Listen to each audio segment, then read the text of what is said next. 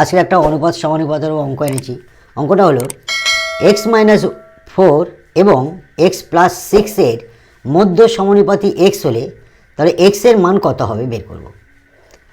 x-4 এবং x+6 এর মধ্য সমানুপাতি x হলে x এর মান নির্ণয় করো।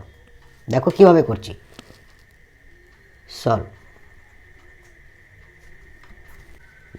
x-4 মধ্য সমানুপাতি x, তাহলে x-4 এর নিচে আমাদের x লাগাবো প্রশ্ন অনুসারে, আর x এর নিচে আমাদের লাগাবো x+6।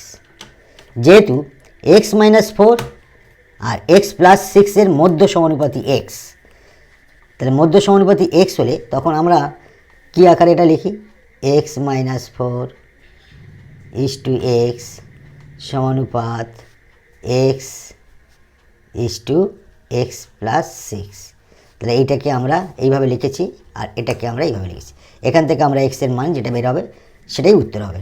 অতএব বজ্রগুণ করো, তাহলে x-4 এর সঙ্গে আমাদের গুণ হবে x+6, আর এদিকে x আছে আর এই x গুণ হবে এটাই। তাহলে অতএব এইটা গুণ করলে কি হবে, এইটা দুজনের সঙ্গে গুণ করলে x² প্লাস 6x, -4টা দুজনের সঙ্গে গুণ করলে -4x, প্লাস মানে হচ্ছে -24, এদিকে x গুণ করলে x²। অতএব x² এর পাশে এইটা নিয়ে আসলাম -x² প্লাস 6x, আর 4x যোগ বিয়োগ হলে 2x হয়, -24, ডান দিকে কিছু নেই মানে 0।